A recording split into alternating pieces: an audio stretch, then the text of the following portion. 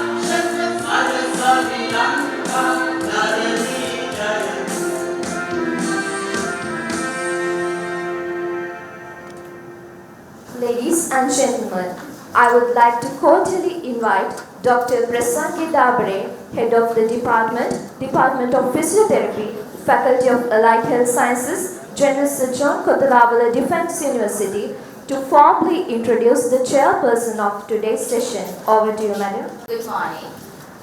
Today's chairperson of our session is Dr. Anuji Gamage. Dr. Anuji is a consultant community physician who worked at the Ministry of Health Sri Lanka until February 2020 and joined KDU afterwards.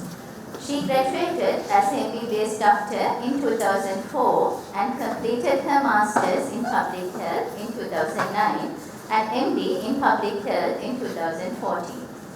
In 2015, Anuji was awarded the Australia Award Scholarship, which enabled her to enroll in Masters of Health Economics and Policy at the University of Adelaide. Dr. Anuji has recently obtained a graduate certificate in economics from University of Adelaide. She obtained her board certification in community medicine in 2015. Her work involves development of public health programs, conducting research and teaching learning activities for postgraduate and undergraduate trainees in medicine and other health staff. She has also supervised and mentored several undergraduate and postgraduate researchers. Her areas of research interest are the health system research, health economics, healthcare financing, health policy and chronic disease. She was the Secretary of Research Committee Sri Lanka, Advancement of Science in 2013 and 14. Secretary, College of Community Physicians of Sri Lanka in 2018 and 19. She is an editorial member of the Journal of College of Community Physicians of Sri Lanka.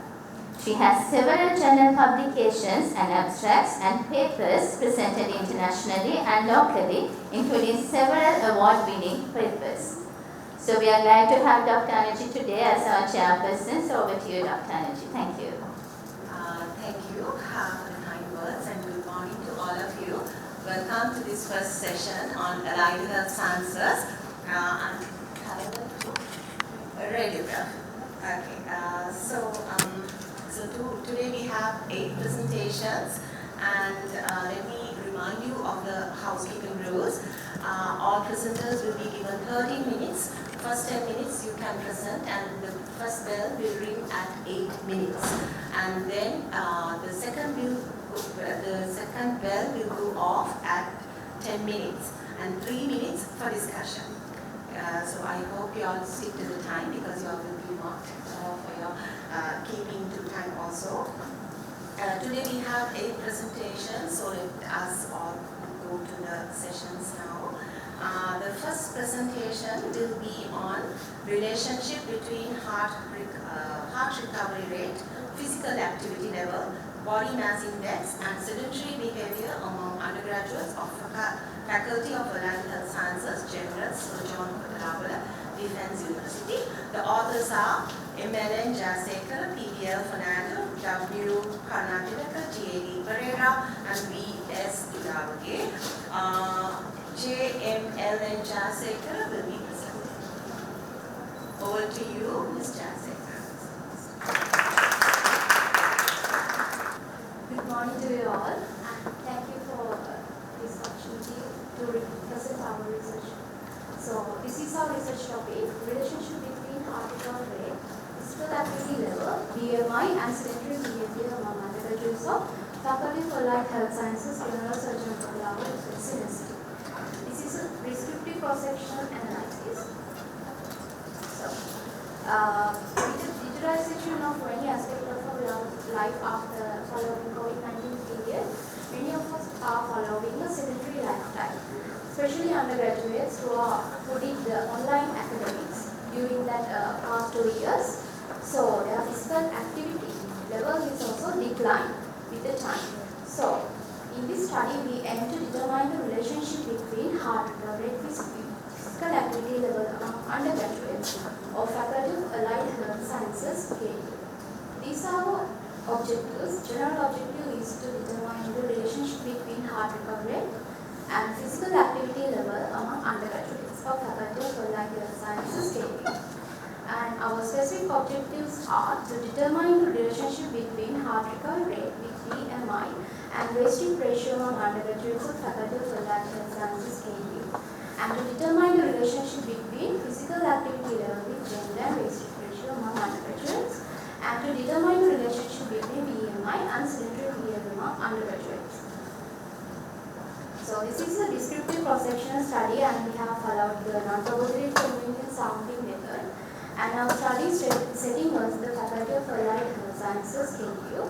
Our study population was undergraduates of intake 38, intake 39 under all degree programs of AAHs during the study period of 2023. And our sample size was undergraduates of intake 38, intake 39 under all degree programs of AAHs, KDU, who completed the inclusion criteria. This is the methodology we have followed. First, we provide information regarding our research, and we have gained the written consent from the participant. And we have measured height, weight, and waist, hip circumferences there. And we have got the initial resting heart rate and oxygen saturation before doing 3-minute step test. And we have conducted a 3-minute modified Howard step test. After completion of the test, we have got the immediate heart rate and oxygen saturation, and measured consecutively every 60 second post-exercise test till the 3-minute mark.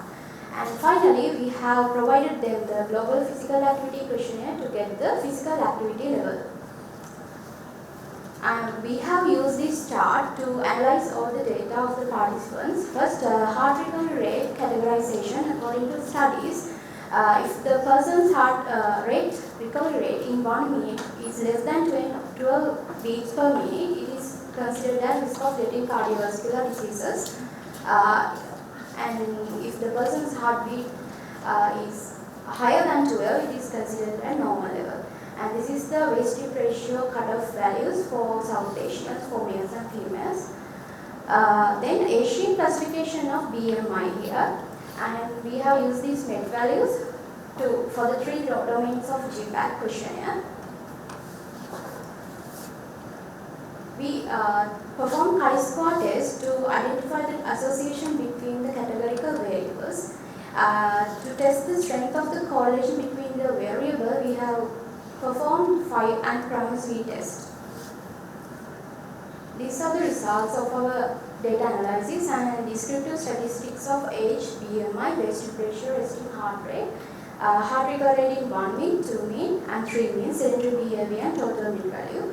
The age range between 18 to 26. First one, heart recovery rate. As you can see in the chart, most of the participants are following in the normal level of heart recovery rate in 1 min. And there are 62 undergraduates in range of risk of getting cardiovascular diseases, and you can see most of them are females. In body mass index, mean value for BMI for males were 22.8 and female for 21.5. And 97 out of 252 participants were overweight, obese 1 and obese 2 categories. And physical activity level, most of them are in moderate physical activity level. Mean value for total physical activity for males were 2061.9 minute per week, and for females it was 1681.2 minute per week. Finally, sedentary behavior. Here we have get the data for sedentary behavior for males for both gender, and it was 11 hours mean value. It was 11 hours for males and 12 hours for females. In this study, a strong positive correlation was observed between physical activity level and gender with a p-value of 0.049. And there was no significant correlation between heart recovery rate and physical activity level, and also between heart recovery rate, waist-hip ratio.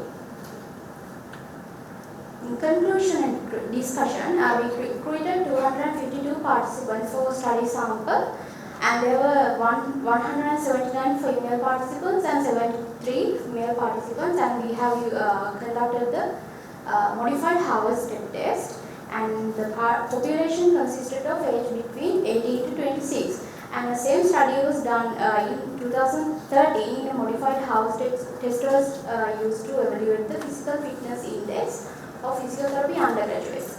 And also in second, no significant correlation was observed in between heart recovery rate and BMI in our study, but in Barbosalin's 2015 study, they have found that impaired heart recovery rate and high resting heart recovery rate was observed in higher BMI values such as overweight and obese categories. And a strong positive correlation was observed in our study between physical activity level and gender, obtaining a p-value of 0.049. And there are many studies that positive correlation between physical activity level and gender, such as studies conducted in 2020 and 22. And our study results showed that most of the undergraduates are following a sedentary lifestyle, which is more commonly seen in this studies period. And all of the above presented results of our study show the importance of self-awareness and current BMI and physical activity level and early detection of the sedentary behavior of an individual, which is important in preventing cardiovascular diseases and improving their overall quality of life. These are our references for the study. Thank you. Okay, so now the floor is open for discussion. Any questions, comments, suggestions? Presentation is very nice. Actually, according calculations, I need to ask one question. Did you calculate errors of the observations? Errors means you use apparatus. Yeah, because the p-value very close to the 0.05. Therefore, in this case, you must need to observe the error calculations of the apparatus. Generally, Harvard step test, heart rate, and for all measurements you completed through the apparatus. So apparatus has minimum errors. So these errors, if you deal with these errors, you can maybe decide, because this p-value is 0.049, very close to 0.05. Therefore, this error calculations must be done for your research. Please improve it. Thank you. When you were calculating, now you have at least the physical activity questionnaire. I hope that you have taken the validated physical activity questionnaire from. Yes, GPAC is a already validated questionnaire. Yeah. So when you were, usually what I've seen is when you are saying categorizing mild, moderate and severe physical activity, often people misinterpret high level of physical activity. So did you clarify that with the participants before? No, we calculate that using the physical activity questionnaire first. Yeah, so you told what type of activity and that's being Yes, explained. first we explain all the questionnaire to the participant and we give them to fill out the questionnaire. And of the sedentary behavior, you have selected significant amount of hours per day for medical students. Was it, so did you clarify what type of activity they were doing? Was it related to some screen-related activity or they were sleeping? Did you clarify between the two? Yes, for sedentary behavior, we excluded the sleeping hours at night. Right. And all the other hours are considered During the day? Yes. During the day. All the sitting hours and traveling time in skill version. Okay, so did you clarify how much screen time was there during that time? No. Not really, thank you.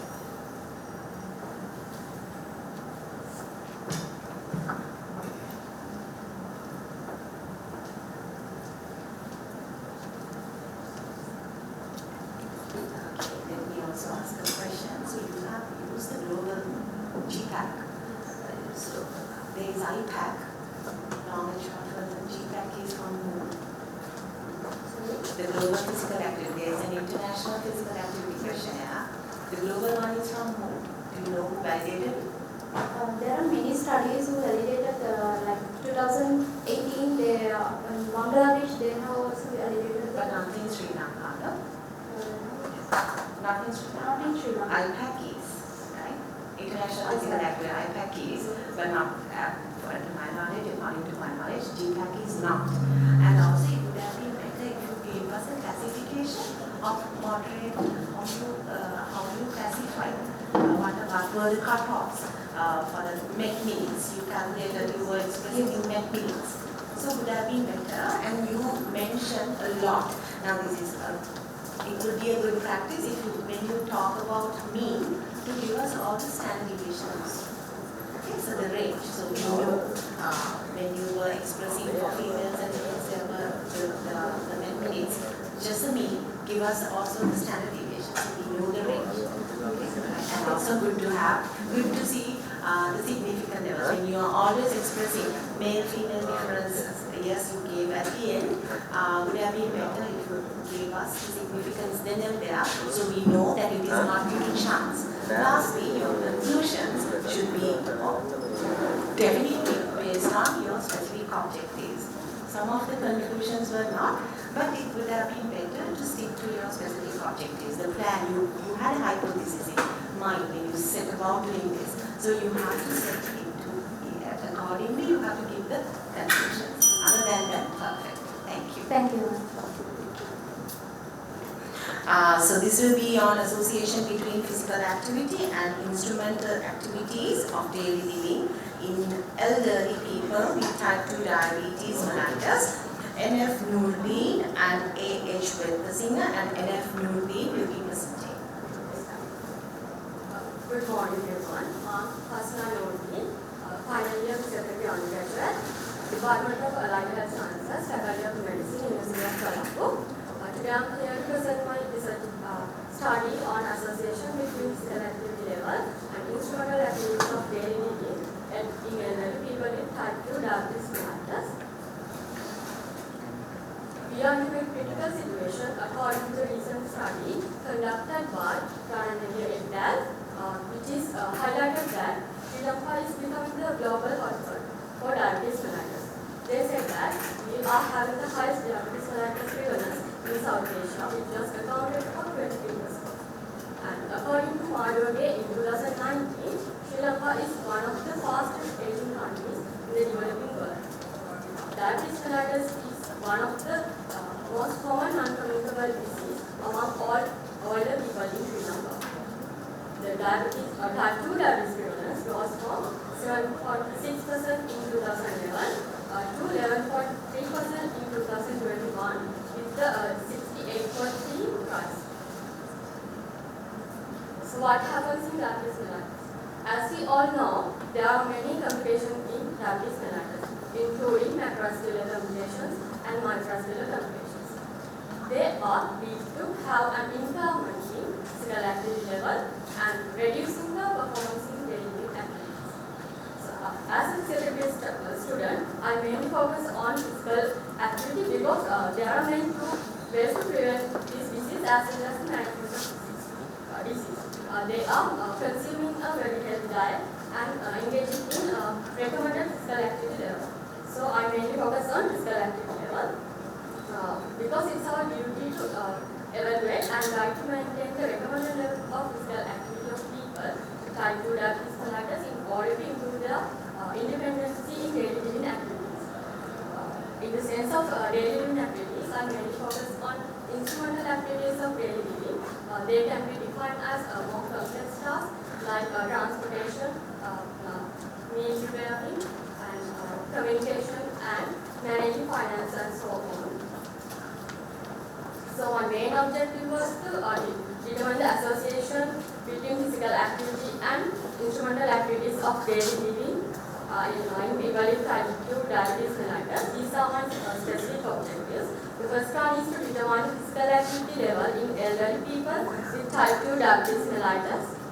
Then to determine the level of instrumental activities of daily living in elderly people with type 2 diabetes mellitus. And finally, to determine the association between physical activity level and instrumental activities of daily living in elderly people with type 2 diabetes mellitus. So this study was conducted as an analytical cross-sectional study by recruiting participants from diabetes clinics at National Hospital Sri Lanka. There were 60 elderly people with type 2 diabetes mellitus who were 60 years or above, and I used non-probability convenience sampling method to select them. These are my eligibility criteria for the participation. I mainly included the patients with type 2 diabetes mellitus for more than 5 years and above 60 years, both male and female patients. And I mainly excluded the people with congenital health conditions and people with any severe cardiovascular diseases, people with amputation and people with severe musculoskeletal conditions. I use two data collection tools: International Physical Activity Questionnaire short form to assess physical activity, and Lawton-Brody Instrumental Activities of Daily Living Scale to assess instrumental activities of daily living. I use SPSS software version 25 data analysis. Let's move on to results. First, I describe the little bit of demographics characteristic of my sample. There were 60 patients with type 2 diabetes mellitus with 50% males and 50% females. Mean age of the sample was 71.8 years, while age ranging from 60 to 81 years. There were 71.7% people who has diabetic neuropathy symptom, and 70% were normal in their BMI category.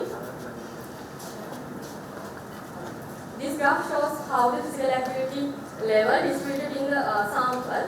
The red color column shows the inactive people, blue color column shows the moderately active people, while purple color shows the highly active people. As you can see, majority of them are moderately active.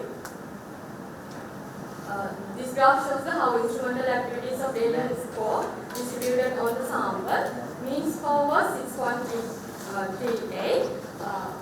When I focusing on the physical activity categories, the mean score was 7.11 in inactive group, 6.08 in moderately active group, and 6.91 in highly active group.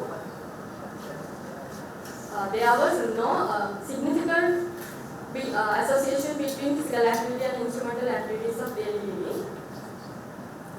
This shows the general differences in physical activity and instrumental activities of daily living. Females are significantly physically active compared to males in the sample, and males were more independent in their instrumental activities of daily living compared to females. This is the discussion part. Females are significantly physically active compared to males. This can be due to their high involvement in household work compared to males. And physical activity and instrumental activities of daily living significantly associated in active elderly. This can be due to they have their muscle strength, endurance and balance, and this can make them more independent in their instrumental activities of daily living. So that is evident that majority of diabetes mellitus people were moderately physically active but independent in their instrumental activities of daily living. And physical activity was significantly higher in females compared to males with type 2 diabetes mellitus. Males were more independent in instrumental activities of daily living compared to females with type 2 diabetes mellitus. And there was a significant association between physical activity and instrumental activities of daily living in active elderly type 2 diabetes mellitus people. So based on those, I would recommend to maintain recommended physical activity levels in order to be independent in instrumental activities of daily living. So these are some of the references I used to prepare this presentation. This is my acknowledgement. Thank you for listening and thank you for having me on this session. Now, please, you can take a few questions. Well done for your presentation. Now, you mentioned that you have recruited your participants via convenience sampling. So, can you explain how did you do the convenience sampling? Because you have had 50 males and 50 females equally when you have obtained the convenience sampling. Can you explain that a little bit? Yes, ma'am. I mainly took the patients from who were waiting for the diabetes clinic, and but I did not purposefully select the 50% percentage, but I ultimately got that percentage for females and females. Right, and then this recruitment was across within one day or within a week, or how do you explain that? This recruitment, was it within a week or within a month, or how does? For 1 month of period. And in your conclusion, you have mentioned that the females are more physically active than males. Can you explain what are the activities that you consider to be physical, or how did you define being physically active? What were the activities that you consider to be physically active? I mainly ask for the whether they are doing moderate or vigorous physical activity, exercise or activities. For moderate ones, I ask for whether they are slow jogging, slow running, and doing their daily activities which are somewhat difficult. Not the vigorous one. For the highly active group, I mainly ask for fast running, swimming, fast swimming, and heavy lifting, like that. Now, say they are cooking. Did you consider that as a physical activity? No, not for like I asked him for walking like that, with because that I couldn't find any evidence to say that Praveen was doing that much of physical activity. Thank you.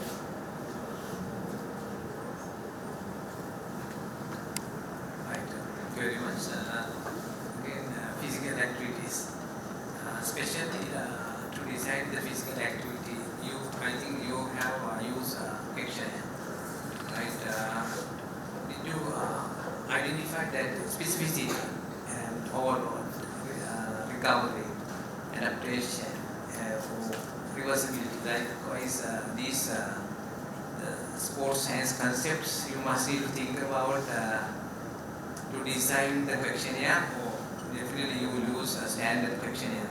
Yeah, but you have to know about these sports science concepts, especially regards to the physical activities.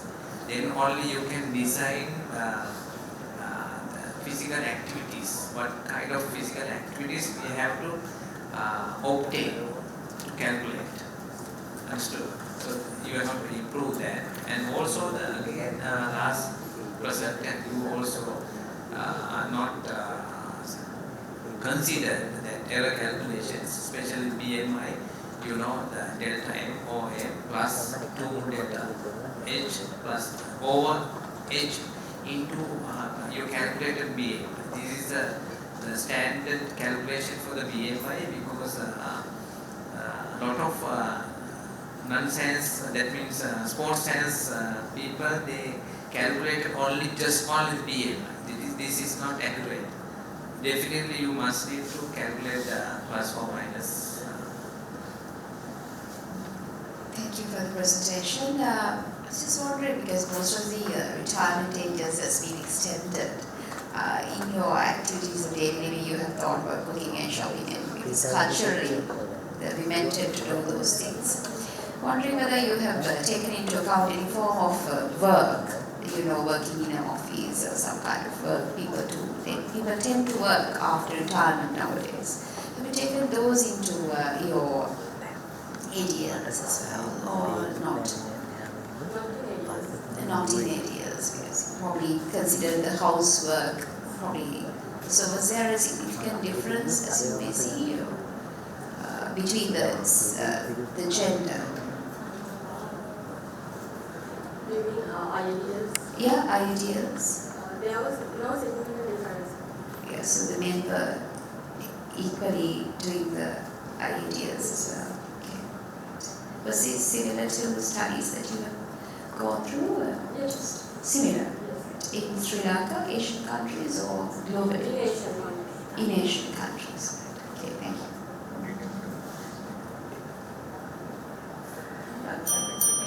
As we have run out of time, but we will just let everyone ask questions because it's very interesting. This discussion is interesting. Thank you very much. Shall I ask?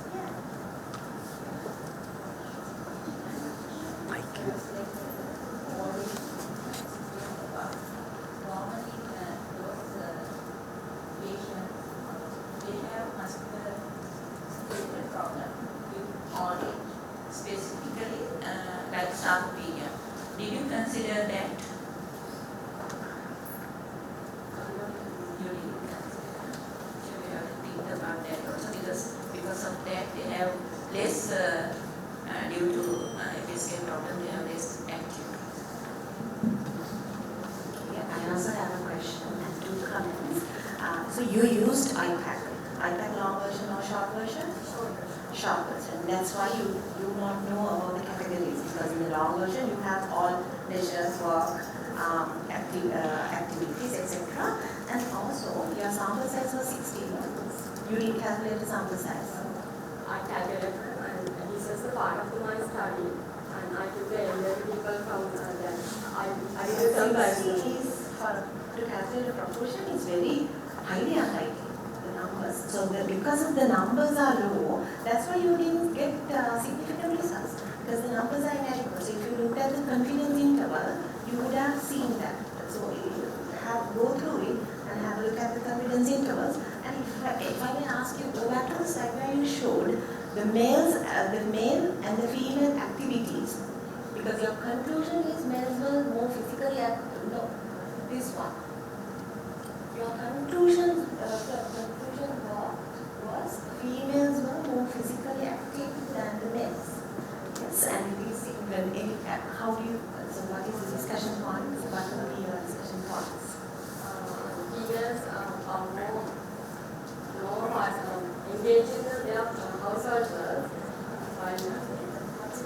Yeah, so because we have limited time, so go through to see what made them have higher activity levels. That's all. Well done for your presentations. I have questions in your methodology. How will you assess the intensity of the physical activity?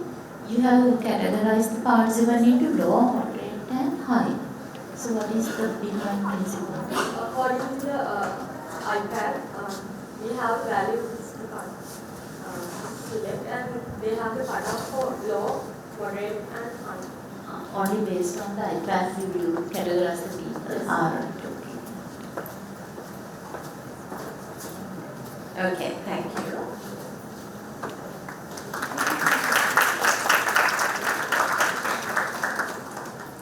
So let's move on to the third presentation.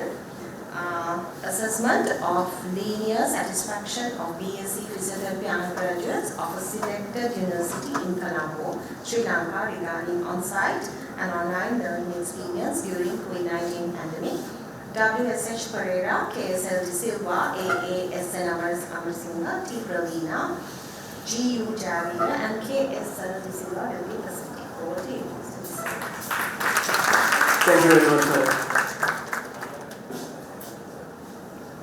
Good morning, everyone. I'm KSL Silva and my co-authors are WSH Perera and ASN Amarasinghe. We are from the Department of Physiotherapy, Faculty of Applied Health Sciences, KDU. So our research topic is the assessment of learner satisfaction of BSc Physiotherapy undergraduates of a selected university in Colombo, Sri Lanka regarding the on-site and online learning experience during the COVID-19 pandemic. So because of the COVID-19 pandemic, in March 2020, all the universities were closed for their on-site education and they started their education programs through the online method. So because of this sudden transition from on-site education to online education, many undergraduate programs, especially programs like medicine and physiotherapy, were highly affected. So the general objective of our research was to assess the learner satisfaction of BSc Physiotherapy undergraduates in a selected university in Colombo, Sri Lanka regarding the on-site and online learning experience during the COVID-19 pandemic. We had three specific objectives in our research. The first one was to assess the learner satisfaction of BSc Physiotherapy undergraduates regarding the online learning experience. And the second one was to assess the learner satisfaction of BSc Physiotherapy undergraduates regarding their online learning experience. And the last one was to compare the learner satisfaction of BSc Physiotherapy undergraduates on their on-site and online learning experience. So when we go to the methodology of our research, the study design was an institutional-based analytical cross-sectional study. And as study participants, we chose the physiotherapy undergraduates of intake 36, 37, 38 and 39 of Kotelawala Defence University according to our inclusion and exclusion criteria. So the sample size was calculated according to the standard formula according to Lavang and Lamisho, and the sample size was 140. So as study instruments, we used a self-administered questionnaire that was developed by us and validated by a pilot study. We developed the self-administered questionnaire using two validated questionnaires, the Student Satisfaction Outcome Survey Questionnaire and the e-learner Satisfaction Questionnaire. And the data collection was done using a Google form that contained the self-administered questionnaire. And the data analysis was done using simple average scores using the SPSS software, and the significance was taken as 0.05. When we go to the results, out of 150 participants, we had 141 valid responses, so the response rate was 94%. and the majority of the study population were females. We had 99 females and 42 males.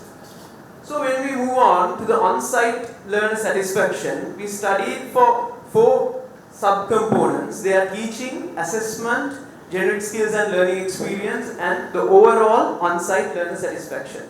So you can see the percentage simple average scores of each and every component shows a satisfaction rate more than 75% in each and every subcomponent.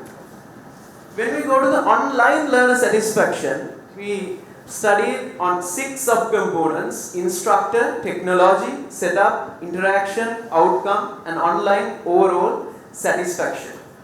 So you can see, compared to the on-site learner satisfaction, in online learner satisfaction the percentage simple average scores are lower. They are below 70% in each and every subcomponent. So if you move on to the comparison between the on-site and online learner satisfaction, we carried out a paired sample t-test. There was a statistically significant difference between the satisfaction of on-site and online learning. So if we go to the total satisfaction, most of the students prefer the on-site education method. The simple average percentage simple average score is 80.04, and for online it's 68.02. And when we go to the gender-wise comparison, that is also the same. Students like, both males and females both like on-site learning than online learning. So intake-wise also, in each and every intake, students prefer on-site learning than online learning. But if you see closely, in intake 39, the junior most intake showed a slightly higher preference rate for online learning than the senior intakes. So the conclusion of our research is BSc Physiotherapy undergraduate showed a higher learner satisfaction on-site learning than online learning. And it was true for both males as well as females, as well as for all intakes. And similar results for our study was shown in many studies done worldwide. So you can see some examples. The second conclusion is the students of the junior most intake, intake 39, showed a higher learner satisfaction on online learning compared to other intakes. So it can be due to the previous experience they had during their advanced level period. So the third conclusion is all components in the online learner satisfaction assessed, the instructor, technology, setup and interaction and outcome, so fail to satisfy all the undergraduates. It can be due to the poor infrastructure facilities and lack of training and experience. So this study is the first to compare the online versus on-site learner satisfaction among physiotherapy undergraduates in Sri Lanka. And the main limitation of our study is the 2 questionnaires were not quite compatible. Therefore we couldn't compare each and every subcomponent separately, but we went for an overall satisfaction comparison. These are our references. Thank you very much. Thank you. Okay, so now the floor is open for discussion. Alright, well done for your presentation and your research. Now you mentioned that the on-site is more satisfied by the students, or happy students are more happier for on-site than online. Now when you look at the delivery or the lecturers, which this on-site and online were delivered, were they the same or was there a difference? The people who gave the online sessions, were they when you included into the study, because you're comparing those 2 factors, online and on-site. So the main component would be the delivery of the content. So this content expert, was that person the same for the both, or was there a difference? Madam, mostly it was the same person, but the main problem was with the technology and with the connections and all. So our lecturers did their best, and they did all their lectures in the best quality they can do. But as we are still a developing country, there are problems in the connections and all. So I think that is the main reason for the less preference. In your study, did you look at the training for the delivery for the resource person? Because there is significant might be because simply the person who is delivering on site is more experienced than the person who is delivering it in online. So did you compare that, or did you consider that when you are analyzing your results? And also any training that the lecturer has undergone, or their previous experience on delivering online lectures. Did you consider those in your study? Madam, the things we assessed were mainly the student satisfaction only. So in our subcomponents we had in our questionnaire we had subcomponent as instructor. So in that subcomponent we didn't actually ask the student about the lecturer's experience and all, but in online learning. But mostly the people who were doing, the lecturers who were doing on-site lectures were doing online lectures. So I think it was the problem in the technology and all, but there was no problem. I think, yeah. So I think when you are doing a research, you need to consider that as well, because your significance of these results might be mainly because of the experience or the training that the lecturer has gained to deliver it online and on-site. Because on-site you don't need much training, you just can deliver it as long as you can, teach. But when it comes to online, there's a lot of things that you need to consider when you're delivering a lecture.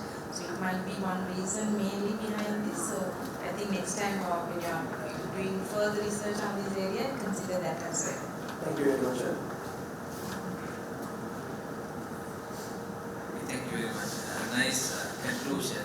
So we must give the kind of observation like this. Did you collect this information through online or physical? Online, sir. Yeah, then another problem for me, because now your conclusion is contradicted with the collection data. That means we have experience. If students send questionnaires for us, we need to give kind of abstract readings. Then we also so stress to provide these data to the questionnaire. So therefore you collect the data from online. Then your conclusion is, you are saying that the online is not good with compared to the physical. Understood? And next question is, I will ask another good question. Then think about two lecturers, physically and online. The online lecture came with visuals, good PPT.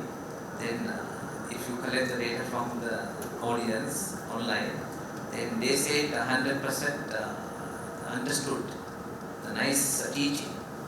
Then physically, if same lecturer come without PPT or other facilities, then they provide good lecture, but student evaluate different.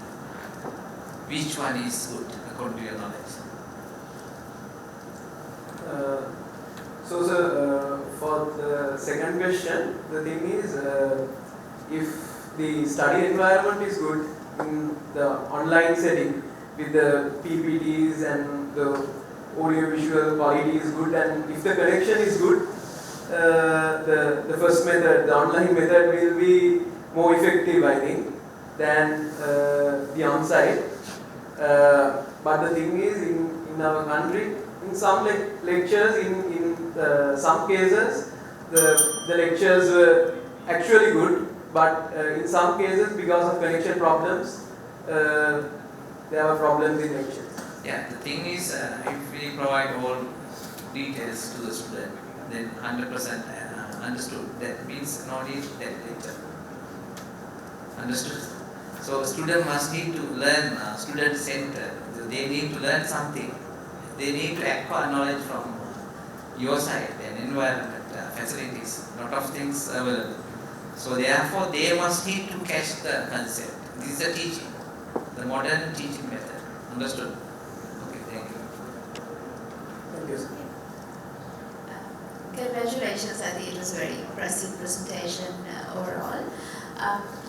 Just wondering, and we spoke about the other confounding factors. Did you compare the same lecturer online and on site on two different occasions, or visited a totally different set of people? Question one. A couple of questions. So, as a study sample, we took the physiotherapy students of intake from intake 36. Did you compare the same lecturer online and on site? We didn't compare the lecturers, madam. So, we go to the questionnaire.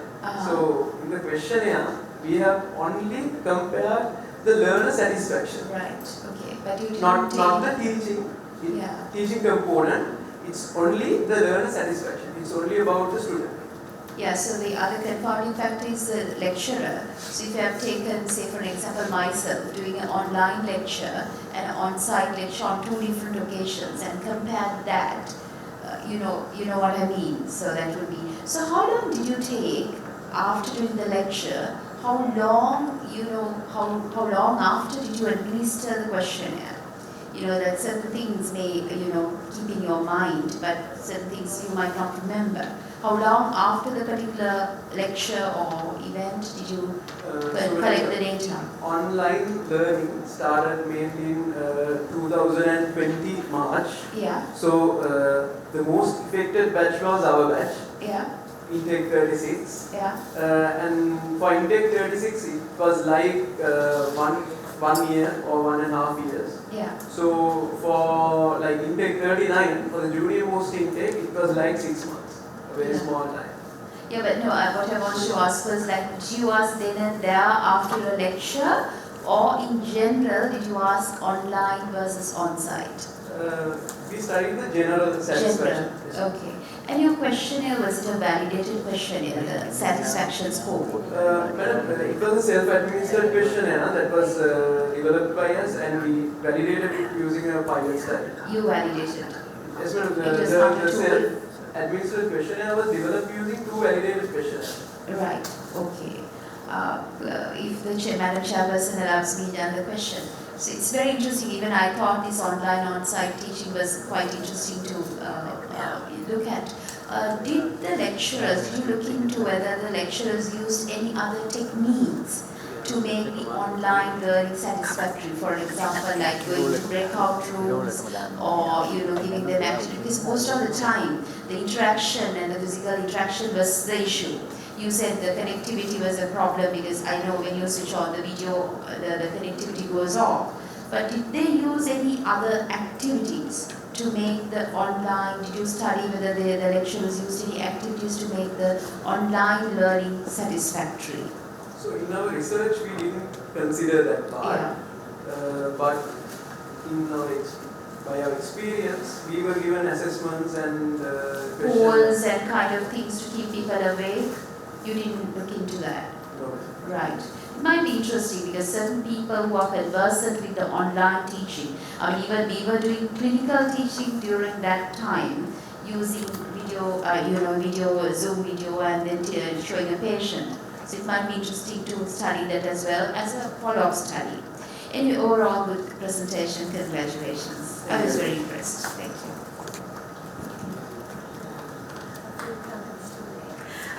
So the more questions you have, that means you have aroused the interest of the participants, right?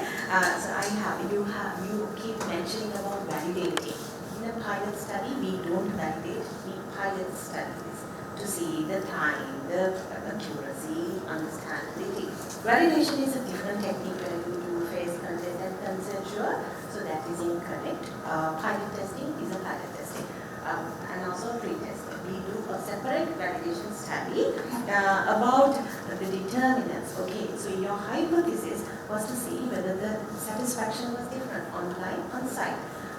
What they are talking about is the determinants. So the determinants would be, as Dr. Amari pointed out, it is the conforming factors as well as other factors that you need to see. So that is one another study. And one factor would be the same lecturer, especially because you have used PAT-T test, yeah? So PAT-T test is for before, so same group, different time points. Okay, so they were pointing out for another study, and also your response rates were pretty high. 90, I wanted to ask, and it was 90 something.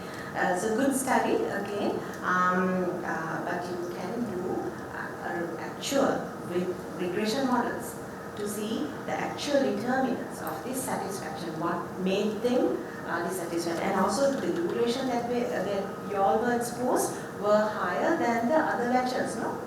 So that is also a major contributory factor. Think about these things. And anything else? Can I make a comment? Yes, please. Okay, so just thank you for your nice presentation. I would rather prefer, now he has done the data presentation according to the intakes. So intakes are not kind of familiar concept for the other university and the other people. So you could have rather used first year, second year, third year, fourth year students. And also consider the modules that they are having. If you take for an example the first year students, they mostly have the lectures. But when you are coming to the third year, fourth year, you have more practicals and more clinicals. So it's nice if we can do a sub-analysis and compare the percentage of lectures done online and on-site, maybe practical demonstrations or anything like that, because the type of activities might be varied depending on the year. So if you are publishing your paper or so on, it's nice if you can present your data according to the year of the student than the intakes. Thank you. Thank you. Okay, thank you then. So the next presentation will be the relationship between the anthropometric disease and hypertension in elderly population and elderly homes in the medical officer of the health area of Kiliantana, Sri Lanka. M. Sankapala and G. Perera, S.A. Jayasekara will be presenting. Over to you, Ms. Jayasekara. I'm Jayasekara, and our research is on the relationship between anthropometric diseases of obesity and hypertension in elderly population and elderly homes of Kiliantana area, Sri Lanka. Together with E.D.K. Samoda, M.K. Sankapa, and our supervisor G. Perera, we have compiled our research. First of all, let me define what the key words are.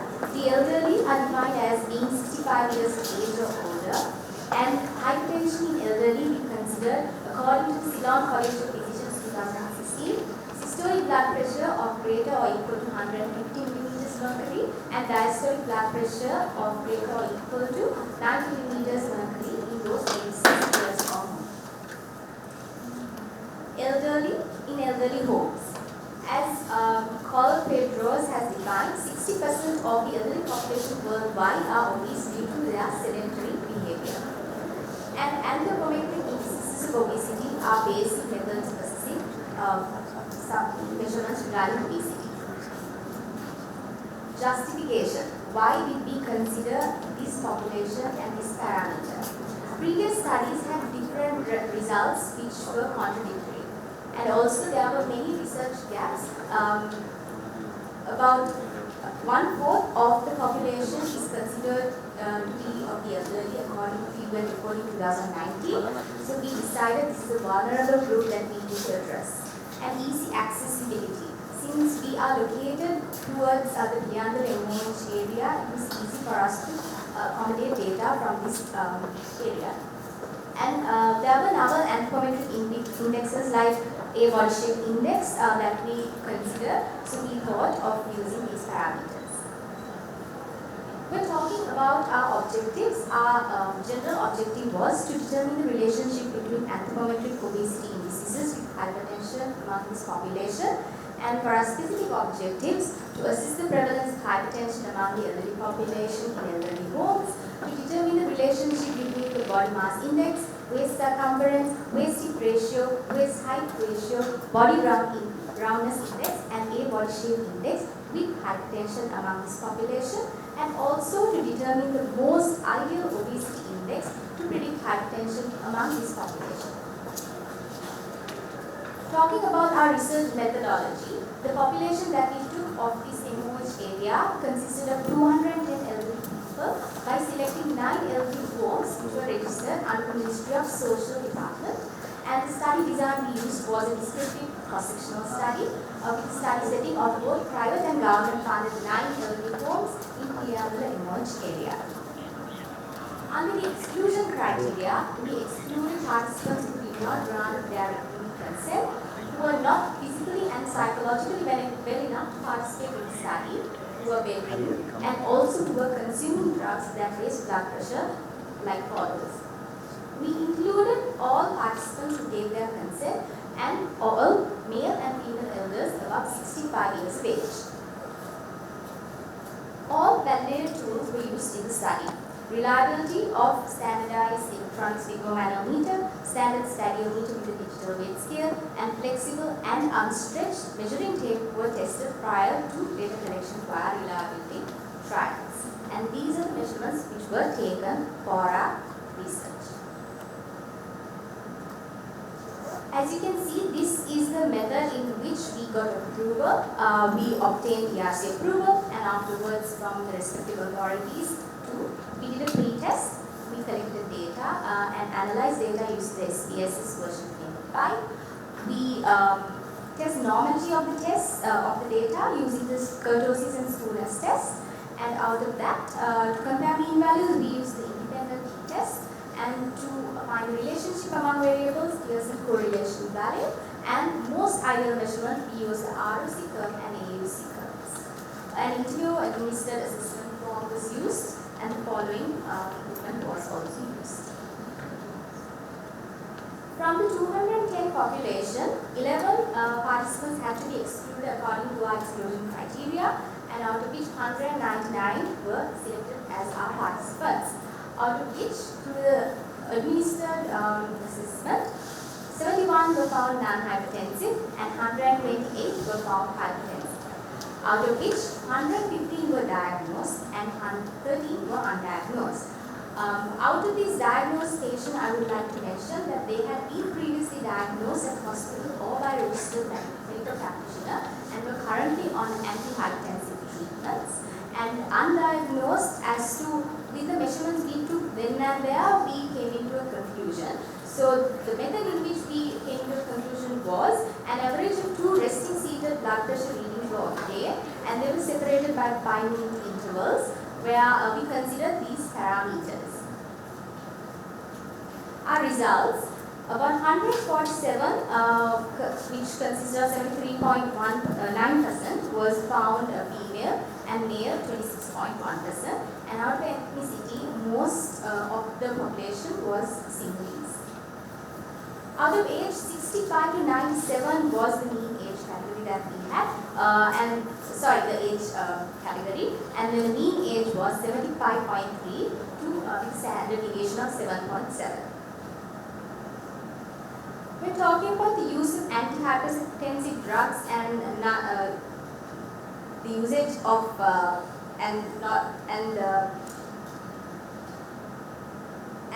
talking about the population who did not use antihypertensive drug. 55.8% were considered, and 44.2% was considered as to not to be taking the drug. And history is as follows. Talking about prevalence of hypertension, 64.32%, that is about 128 of the population were hypertensive, and out of these 128 hypertensive participants, 77.34% were females, whereas 22.66% were males. 10.15 were newly diagnosed hypertensive participants, and 89.85% were previously diagnosed. And out of 52 male participants, 56% were hypertensive, and out of 147 female participants, 67% were hypertensive. We're talking about the relationship between the waist hip ratio, waist circumference, and A body shape index with hypertension.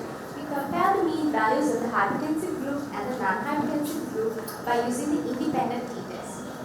Except for height, the mean values of all the variables were significantly greater than the hypertensive group. When Pearson correlation of the variables were considered, there was a positive correlation observed. Most ideal obesity index to predict hypertension is as follows, and we found that A body shape index and body round index were significant. Under discussion, there were no study conducted to find the prevalence of hypertension among the elderly population in elderly homes beyond the MOH area. There were previous studies done, but with different age categories, and also there was a single study done in Bangladesh where they found the prevalence of hypertension among elderly was 49%. In our study, according to the Pearson correlation, we found that there was a single study also done, and it was close to our value. And when talking about the waist circumference Pearson correlation, we found that there was another study and our positive correlation was 0.26. So on and so forth. Pearson correlation, we have found there were other studies also which gave a different value. And under conclusion, we found out that the elderly population had a high prevalence of hypertension, with nearly 2/3 of the population affected, and females being more affected by hypertension than males. And also we found out that there is a significant positive relationship between hypertension with some of the indices we use, that is the body mass index, waist circumference, waist height ratio, body round index, waist hip ratio, and A body shape index. Furthermore, we found out that A body shape index, waist circumference, and waist hip ratio are the ideal obesity indices to correlate with hypertension. The challenges we faced was due to COVID-19 pandemic. Data collection was difficult, and this is a very vulnerable group, so we had to take extra precautions.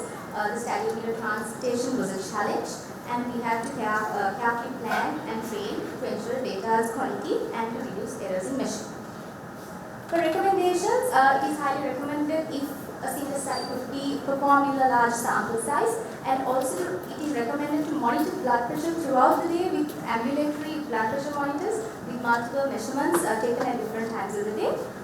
We recommend also to share findings with the broader population to raise awareness, and also as healthcare providers to promote new programs in which we encourage physical activity and also we screen for hypertension, particularly in those of high waist circumference, waist hip ratio, and also educational programs. These are the references we use, and we like to thank everybody who helped us with our research. Thank you.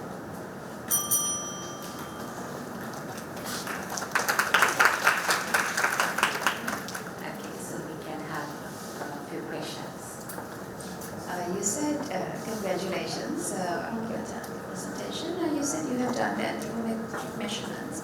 Who did the measurements for these measurements? Madam, the measurements were taken by three investigators mainly, and did they have a specific training for doing the anthropometric measurements? Because I think it's necessary for them to have some sort of a format. That's what we do in like larger studies overall, countrywide as well. Did you have some sort of training? Madam, we did not have a training in particular, but we followed certain guidelines. For example, Ceylon College of Physicians 2016 guideline specifically mentioned how to place the patient when taking blood pressure measurements, and also we did some pre-tests also before going ahead, and our supervisor also helped us in training. Yeah, I was referring to the anthropometric measurements because there's certain criteria that you need to adhere.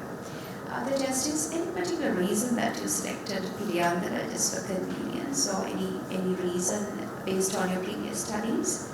Madam, no study was conducted in this area, and one of the reasons that I briefly mentioned was accessibility. Yeah. And on top of that, when we considered registered elderly homes from the Ministry of Social Service Department, we found out there were a lot of registered elderly homes in this particular area as well. Right. I think impressive statistical analysis as well. But I think, as you said, we might have to do a more wider stratified sample to be more adapted. Thank you. So you how many elderly homes did you use and what was your sampling technique? Madam, 9 elderly homes were used. We selected all the listed homes which was given in the Ministry of Social Department because there were many elderly homes which are not registered. So we did not want to take an extra step. So we thought of just sticking to those 9 elderly homes. And we did not do sample size calculation because the sample size is limited. So altogether in all 9 elderly homes, how many residents were there? Madam, in total I did not count because the age category was 65 years and above we considered. If I say the number who were above 65 was 210, out of which 11 were excluded. And in your exclusion criteria, you mentioned that the hypertensive patients on hypertensive drugs were excluded. Yes, madam. So was there a particular reason for that? Madam, as in certain drugs in particular that we have mentioned, we consider. Thank you. Thank you, madam. Thank you. Again, same question. All your conclusion extremely depend on your measurements. Yeah. Then, just for example, waist circumference. What is the mechanism? How did you complete this task? So this regarding the measurement? Yeah, measurement. So we found research articles in which they have given landmarks specifically, and we considered that, and we made sure there was one investigator who is responsible for a particular measurement so that we will not create any errors. Yeah, then how many repetitions you took? Madam, sorry, sir. We took 3 repetitions and we took the average. And also you must need to think about error calculation of that tape. Understood? Yes. If it is, you can give a strong conclusion because your p-value is very close to the 0.05. I saw. Thank you. Okay, thank you. Since we are running behind time, the organizers have informed us to limit the questions to 2. So from next presentation onwards, we will stick to the time of 30 minutes. Thank you. So let me invite our next presenter. They will be talking on prevalence of neck pain among military class in the Directorate of Pay and Record and Directorate of Benevolent Fund in Army Camps, Panagoda. The presenters are, the authors are TRC Fernando, MKM Iham, P. Sivasinghe and HPM Nabare. So TRC Fernando will be presenting. Thank you, madam. A very good morning to all of you. I am Fernando and I am here to present on our research, prevalence of neck pain among military class in the Directorate of Pay and Record and Directorate of Benevolent Fund in Army Camp, Panagoda. Allow me to introduce my teammates, MKM Ilham, PMD Sivasinghe, as well as our research supervisor, Dr. Jayaweera. Here you can see the content of the presentation. So, I am pretty sure all of you have experienced neck pain at least once in your lifetime. But do you exactly know what is neck pain? According to IRC and colleagues, neck pain is the pain, ache and discomfort in the area between the occipital and the first thoracic vertebra at any time in the past 12 months. According to Upekshika, neck pain is the 4th leading cause of disability worldwide, and approximately 66% of the total population suffers from neck pain at least once in their lifetime. Neck pain can cause you many bad effects such as psychological problems, reduction in range of motion, reduction in muscle strength, socio-economical problems, ergonomic problems, etc. So who exactly are at risk of getting neck pain? According to most of the previous studies, computer users and office workers are at the highest risk of getting neck pain. And according to our clinical exposure, what we experienced was that military class who also use computers are at risk of getting neck pain. Therefore, that is why in our study, we tried to assess the prevalence of neck pain among the military clerks in the Directorate of Pay and Record and Directorate of Benevolent Fund in Army Camp Panakuda. Here below you can see our specific objectives. Moving on to the methodology.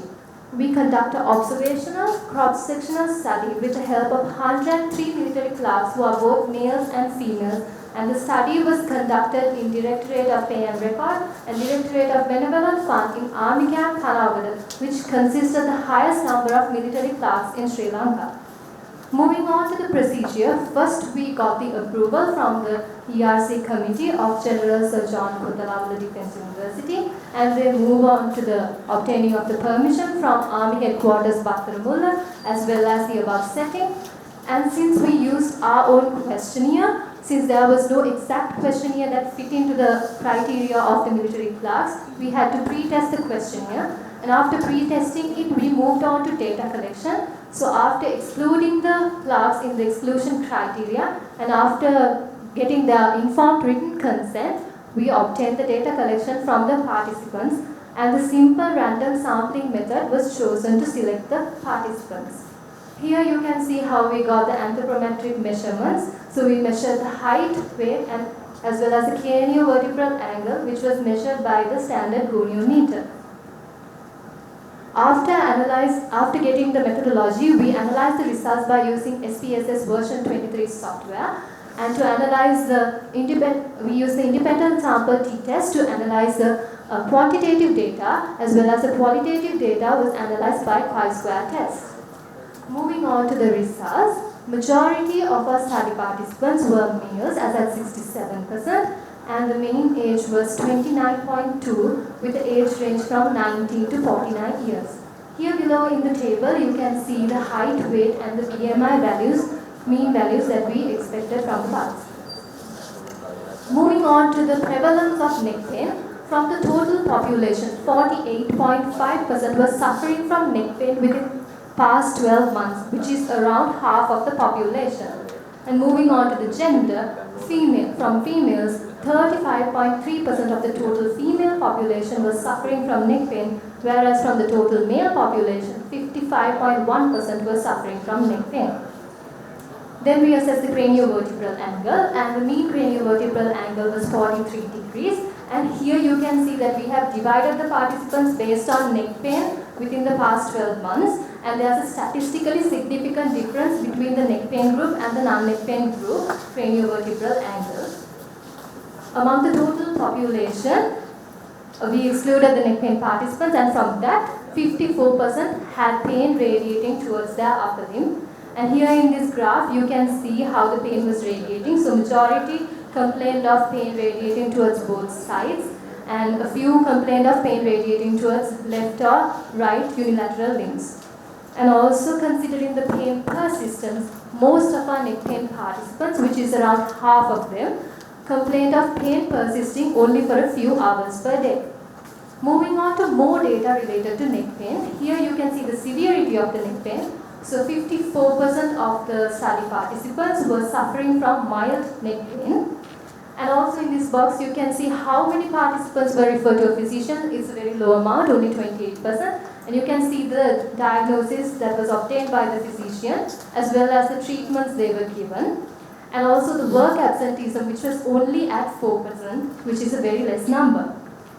Moving on to the table down, we consider the aggravating factors and the easing factors as well for the neck pain. And the most commonest aggravating factor was staying in the same posture, whereas the most commonest easing factor was considered as lying on a flat surface. So after considering our results, we compared our study with many previous studies done before, and Amarasinghe and colleagues also showed a comparable study which had a similar prevalence rate. And in our study, most of the males were suffering from neck pain, but in most of the previous studies, it was the females. This might be due to the low number of females recruited for our study. And also the older clerks showed incidence of neck pain higher. That might be due to the increased service duration as well as the degenerative changes in the cervical vertebra that occurs with age. And also neck pain showed a weak negative correlation of craniovertebral angle according to Gamage and colleagues, which was again comparable to our study.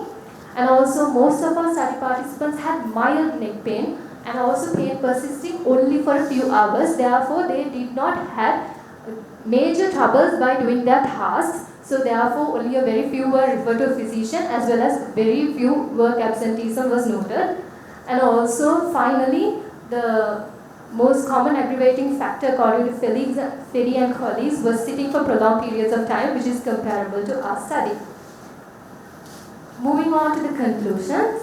So we can say the prevalence rate of neck pain among military class was at 48.5%, and the prevalence rate of males and females was 55.1 and 35.3 respectively.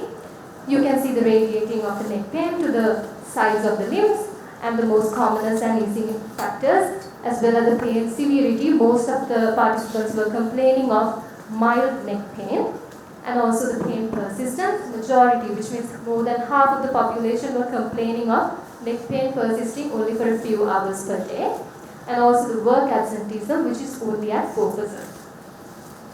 When we conducted our study, we had many strengths and a few limitations as well. So this study is the first of its kind, so no one has ever conducted a study on neck pain among military clerks in the region. So therefore it's an eye-opener for the future researchers as well. And also the data was collected at the largest military camp. It consists of around 1,200 plus army clerks, so which is another big strength for us. And also we were able to collect many anthropometric measurements, including the craniovertebral angle, as well as a self-administered questionnaire as well. We had a few limitations as well when we considered the study. So the factors influencing neck pain should have been assessed more thoroughly, such as psychological factors, socio-economical factors, and also ergonomic factors should have assessed more thoroughly. And also we selected class only from Panagoda camp. We should have selected other camps as well. So we have a few recommendations for the class. We can conduct them awareness programs to make them aware of the conditions related to neck pain. And also as physios, we can advise them to take stretch breaks every 30 minutes while engaging in work duties. And finally, we ask the future researchers to conduct further research to identify other risk factors related to neck pain. These are some of my references, and this is my acknowledgement. Thank you so much.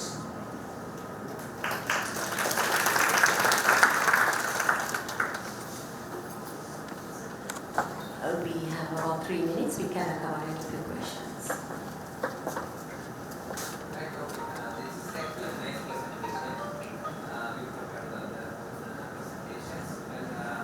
I have one question, especially you mentioned one angle. Yes, Angle. What is the procedure, mechanism to measure the angle? Yes, sir. Thank you for your comment and thank you for your question. So we made a simulated environment for the class, and then we had the armrest, the chair with the armrest as well. And then we asked the clerk to sit in the position that he used to do while he was working. And then we got the craniovertebral angle according to what was according to our previous researches. Yeah, that's great. And according to the biomechanical analysis, we also did this observation with the image analyzing. Yes. So if we have that sagittal frame, we focus one high-speed general 50 Hz camera, that's enough. So we can measure the accurate angles rather we are doing this kind of evolutions. In future you can develop it definitely. Yes, sir. So we considered the Kinovia software also before we started this study. But obtaining permission for that from the Panagoda Army Camp was quite complicated. That's why we stick to measuring with the goniometer. Yeah, the goniometer, compared to goniometer, Yes, so there are a lot of errors because we need to calculate manually. So, but if you use the high-speed camera, then easily we can identify the points. Then error less. Thank you, sir. We can have one more question. Well done in your presentation. Can you explain how did you obtain your sample out of all the clerks in the Panagoda camp? Yes, sir. Thank you for your question. So although there were 1,200 military clerks in Panagoda Army Camp, we did not have access to all of them. we only had access to a few depending on the permission we got. And since they had very tight schedules also, we got a very few, and from that we gave them the we got the informed written consent. And after that, we excluded participants from the exclusion criteria, which means the participants who have undergone surgeries, had recent neck injuries, and congenital neck and upper limb deformities were excluded. After excluding them, we randomly selected 103 participants according to simple random sampling. So you excluded it, first you excluded what Yes, ma'am. you have access to. Yes. And then from that you randomize. Yes, How ma'am. did you randomize? We selected we gave them numbers, and then from that we randomly selected.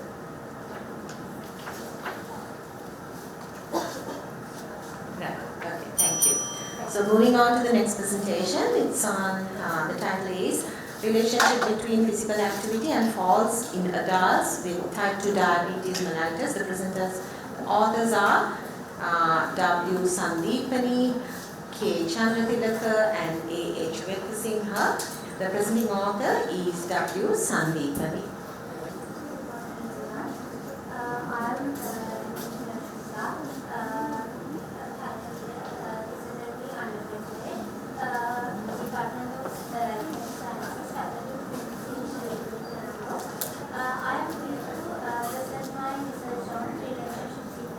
Activity and falls in older adults with type 2 diabetes mellitus.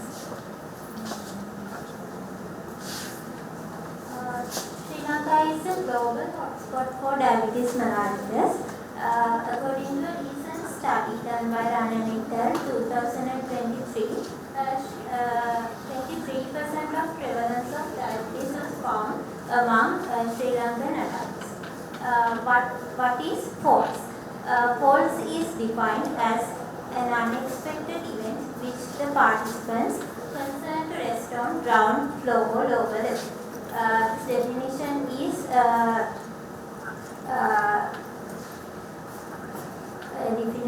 is introduced by Lanka 2005. Falls are major health concern among patients with type 2 diabetes mellitus, which result various negative consequences such as loss of confidence, anxiety, fear, restriction of activities, minor to severe injuries, and death.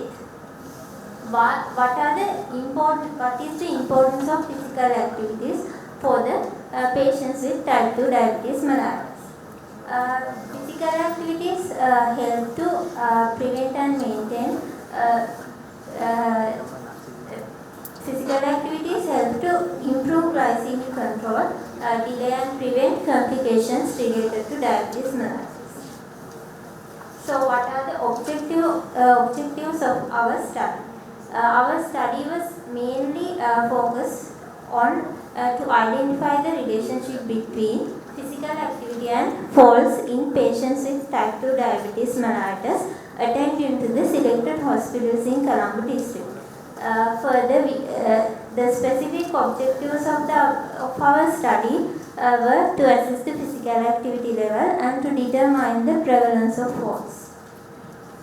Let's move into the methodology. We conducted a descriptive cross-sectional study at Endocrinology Clinic of National Hospital of Sri Lanka and Medicine Clinic of Colombo East West Hospital. We included both male and female patients with type 2 diabetes mellitus who aged 60 years above for the study. And participants who were not capable of understanding and answering questions, who are medically diagnosed with severe neurological and musculoskeletal conditions, and who have undergone lower limb amputations and major surgeries were excluded. Finally, we recruited 180 participants by using non-probability convenient sampling method for our study. Socio-demographic data related to diabetes mellitus status and retrospective falls history were assessed by using interviewer administered questionnaire and International Physical Activity Questionnaire short form was used to assess physical activity level of participants. Data analysis were done by SPSS version 20, descriptive statistics, peer correlation test, and man-weekly U test were performed to achieve the study objectives. Let's move into the results. Considering the demographic data, this table summarizes the mean age and mean duration of the diabetes. As you can see in the table, mean age of the participants was 66.6 and mean duration of diabetes was 12.8. As shown in figure 1, majority of our participants were female. Physical activity level of participants. Mean weekly energy expenditure for physical activity was 1567.7 met minutes per week. This figure 2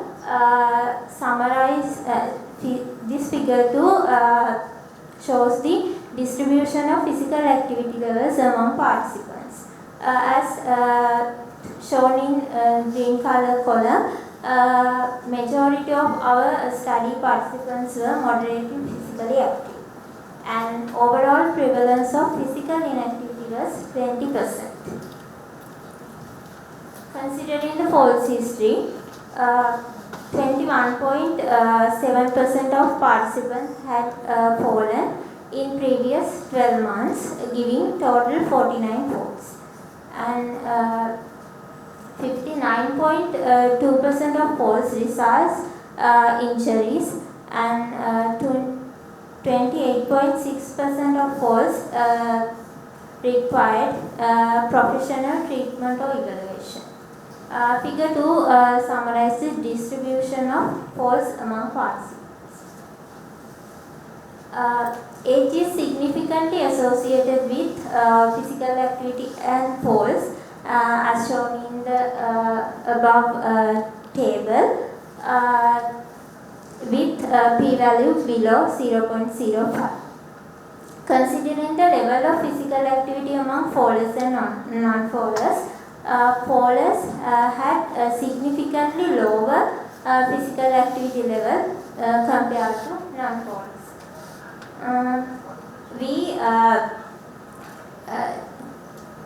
After analyzing the relationship between physical activity level and falls by using Spearman correlation test, we found a significant negative correlation between physical activity level and falls.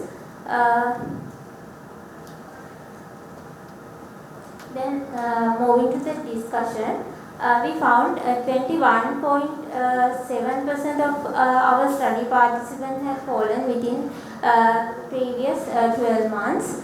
And when considering the literature, prevalence of falls varied in literature. Difference in mean age, method of assessing falls might be contributed for that. However, we found relatively similar prevalence of falls among diabetic patients in a study done by Chen and Nectar 2022. Majority of our participants were moderately physically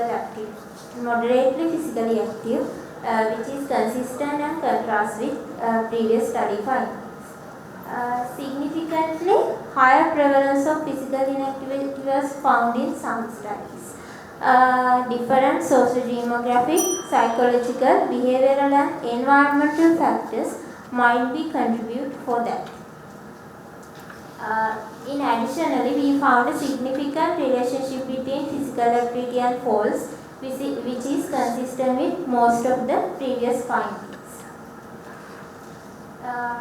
In conclusion, overall prevalence of physical falls was 21.7%, and majority of patients with type 2 diabetes mellitus were moderately physically active. Falls significantly decrease with engaging physical activities. Therefore, older adults with type 2 diabetes mellitus should be encouraged to engage in recommended levels of physical activities in order to reduce the risk of fall and enhance the quality of life. These are the references which I have used. I would like to I wish to express my sincere gratitude to my research supervisors, Dr. AH Wettasinghe and Dr. Karunathilake, research stream, Department of Allied Health Sciences, Faculty of Medicine, University of Colombo, and management of National Hospital of Sri Lanka and Colombo is Base Hospital, and all the study participants in this study. That's the end of my presentation. Thank you. Thank you. We have 3 minutes to some questions and comments. Again, nice presentation. Congratulations. According to your presentation, I observed that falling techniques. You measured the falling types, different types, isn't it? Yeah. Then this falling, all falling techniques. According to the all falling techniques, you didn't consider the recovery. Understood? The falling is one method. If the falling, if there is no any injury, right? There is no injury, that means recovery period 0. Understood? Yes. If that means the falling, impact of falling, and also the kind of intensity, that kind of stimulus we need to measure because of the falling. Understood? Yes. And this is the readings you need to correct, I think. I believe that. What is your idea?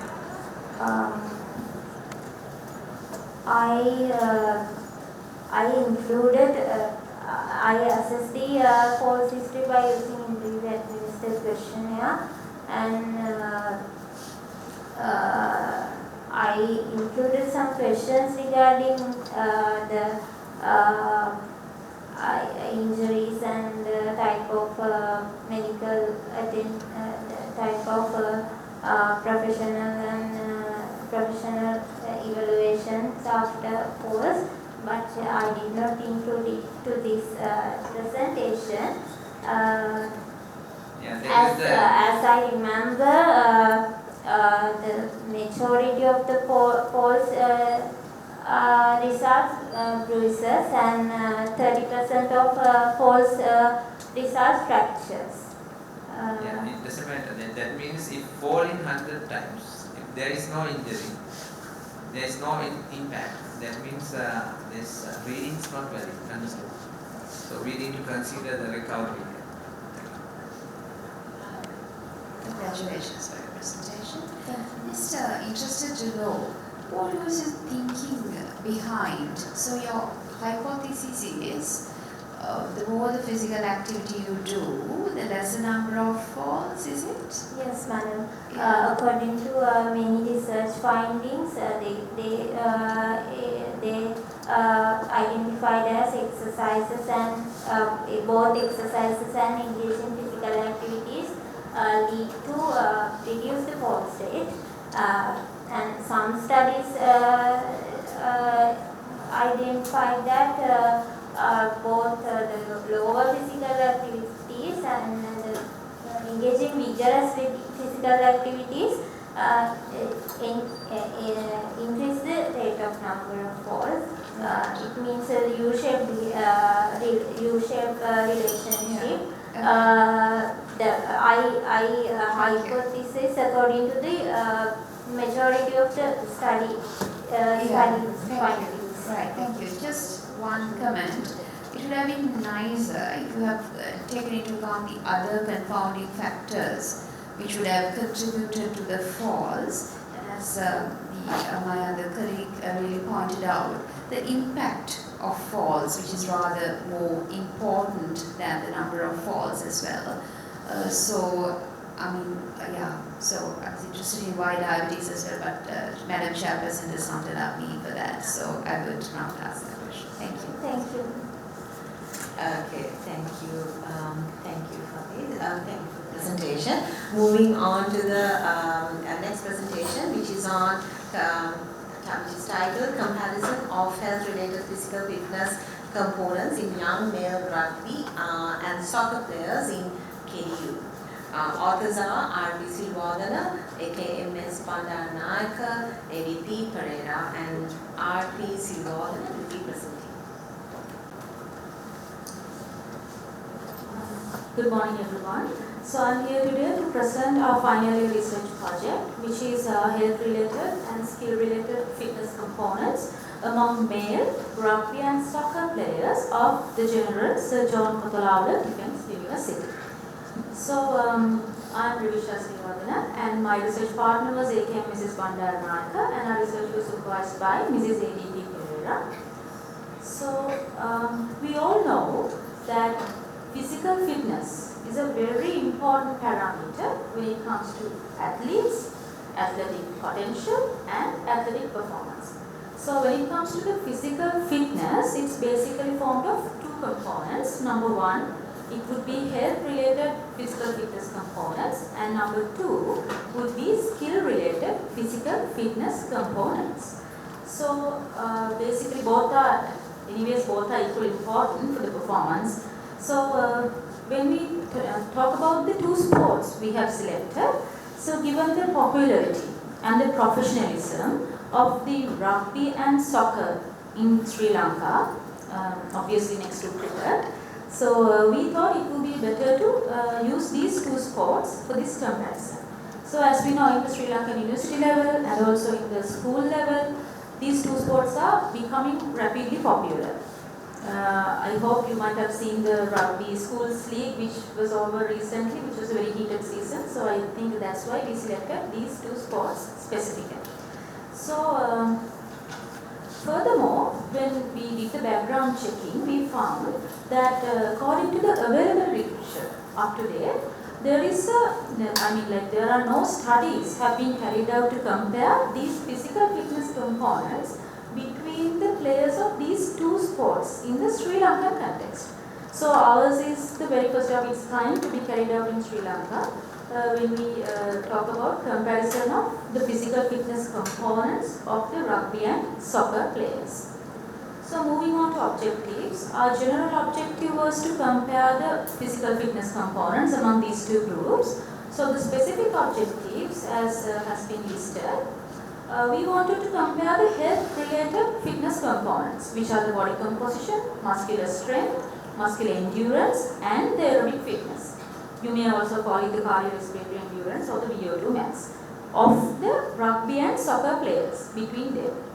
Then we also wanted to compare the skill-related physical fitness components, not all of them, we selected two, which is speed and agility between these two players. We also wanted to compare and assess whether there is a relationship between the aerobic fitness or the cardiorespiratory endurance and some selected physical fitness components in the soccer players and the rugby players, but separately. So this is our methodology. It was a descriptive cross-sectional study, and our study setting was our own university, which is General Sir John Kotelawala Defence University, Sri Lanka.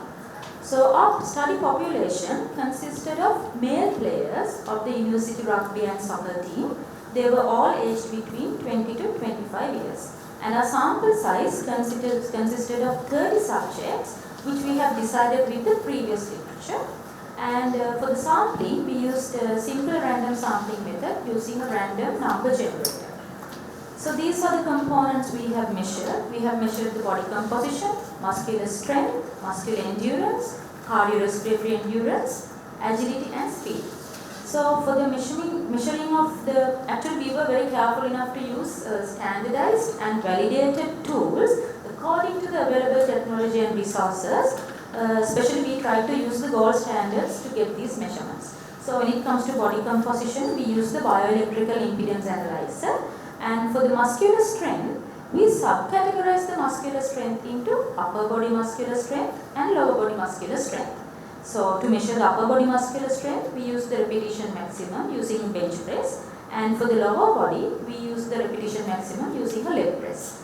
And moving on to the muscular endurance, the lower body muscular endurance was measured by calculating the number of repetitions per minute with doing the leg press, where they can go on doing the leg press, but using 60% of their 1 RM weight. So the same applied for the upper body, but with the bench press. And for the cardiorespiratory endurance, we use the beep test, because both rugby and soccer are field sports, and we were careful enough to carry out the beep test in the very grounds where they were practicing the separate sports. And we utilized Illinois agility test to measure the agility and 50-meter dash run test to measure the speed. But as we went on analyzing our data, we found out that our data set was not normal. So we went with the Marvin-New test and the Spearman correlation test, and the entire analysis was done using the SPSS version 21 software. Right, so moving on to results. Yes, before that you can see how we carried out the test. Some pictures are there, how the players were performing the 20-meter shuttle run test in the rugby ground, and how the players were carrying out the Illinois agility test in the rugby ground. Yes, so the results, we can see the table 1, it presents the comparison of physiological and fitness components between the two sports, between the players of the two sports. So we can see that both this upper body muscular strength, lower body muscular strength, then the upper body endurance and the lower body endurance, even the weight, body mass index, fat percentage, that they were significantly high in the rugby players when compared with the soccer players. Moving on to table 2, we can see that when considering the correlations between the aerobic fitness and the fitness components of the rugby and soccer players, there were no very significant correlations. But there's a very interesting finding if you can move on to the agility, right? If you can move on to agility, we could see a correlation between the aerobic fitness and the agility of the players, the rugby and soccer players. So it actually showed a very significant positive correlation. And moving on to table number 3 and 4, they have presented the correlations between the body composition, that's fat percentage and muscle percentage, along with the skill related components, speed and agility. So we can see the correlation of rugby players in table 3 and the correlation of soccer players in table 4. So in rugby players, we found that there's a positive correlation, significant positive correlation between the muscle percentage and the speed. But when it comes to soccer players, we couldn't observe such significant correlation. Right, so after the results, let's move on to our discussion. So when we are further discussing our results, most of our results are in par with studies carried out in other countries, like the BMI, the body weight, the fat percentage, the muscle strength and muscular endurance of rugby players being greater than that of soccer players. So that has been noted in other countries as well. You can see that I have listed the citations. But the thing is, the last point in the discussion, the relationship between the BMI and the VO2 max, that means the aerobic fitness of the players, was found to be different in rugby and soccer. So I think it's yet to be furthermore researched. And moving on to conclusions, we can conclude that from this study that Sri Lankan university rugby players have greater BMI, greater fat percentage, even higher muscular strength and muscular endurance than university level soccer players. But the thing is, we can also conclude even though these health-related physical fitness components show a difference, the skill-related physical fitness components were quite similar. And there was an interesting and contradicting conclusion to arrive at, that athletes with higher body fat showed higher maximal oxygen consumption. I think this is also something that we should do more research on. So moving on to conclusions, winding up my presentation, I would like to give some recommendations. We think that more research should be carried out and to be performed to compare these and contrast the findings of our study. And we believe that future research along with a greater sample size will aid in avoiding the statistical limitations we faced and it will also serve in obtaining results with high accuracy. Furthermore, we recommend that it's commendable to use like advanced and accurate laboratory tests in the future studies. So these are my references. Yes, thank you so much for your attention.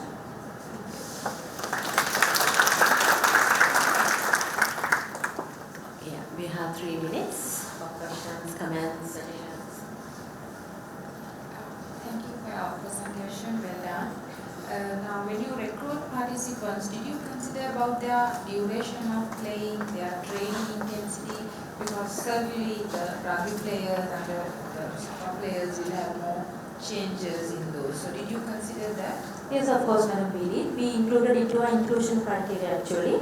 So, all the participants, all 30 participants have been receiving the same type of training for 3 years. Because most of them were from the 3rd year or the 4th year in their degrees. So they were receiving the same type of training. Rugby players were receiving the same training, and soccer players separated their own training for 3 years continuously. And the ones who did not have any injuries, who were not under any performance enhancing drugs, who were not consuming alcohol, and most of the time having similar dietary patterns as well. We considered all of them in including there. And you mean that like all these 30 participants have been participated in the same number of leagues, they have participated in the same number of training sessions, and then without no injury for the past 3 years, or if they had an injury and they were the injuries were considered only for 1 year actually. The training, but we didn't recruit new players who entered the team. We always recruited the senior players, because in the pool we have many, like around 24 in rugby and 27 in soccer. And this 30 was according to your sample size calculation? No, madam. We went on with previous literature for that, for the sample size. Because in the other studies carried out in the other countries also, they were using a sample size like 25 to 30.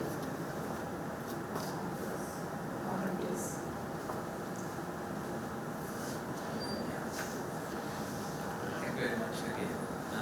The physical qualities, physical qualities of each of player in the rugby and as well as football. So the placement of that environment is depend on the physical quality of the player. So that means according to the physical qualities, we have to design the physical training plan.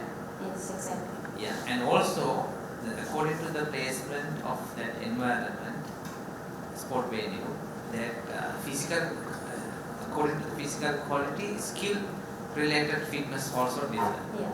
So therefore there are differences, not one player, this is team players. Therefore what happened, you consider all as a one group, but they have different physical qualities, especially for the rugby, the running, the fast runners, they need explosive as well as speed endurance. For other players no need. Therefore their physical quality different and skill related fitness different. So therefore this not, you consider all as a one group, understood? Yeah. But the player to player physical quality is different. Yeah. So did you consider these variations? Yes, with the amount of time we had to carry out the research, we are going on to extend the same research with the forwards and backs of rugby players. The same study, same methodology, but with the forwards and backs of rugby. That will be the extension actually. We first, because with the time duration we had, we just went to a generalized study. You have to include that. Yeah, exactly. Right, thank you. So moving on to our last presentation for today, sedentary behavior and social loneliness in before, during and after the lockdown periods in COVID-19 pandemic among physiotherapy undergraduate students in Sri Lanka. The authors are AH Wettasinghe, V. Karyavasan, H. Jayasekara and ADP Perera. AH Wettasinghe will be presenting. Over to you. Good morning everyone. I'm Jayasekara.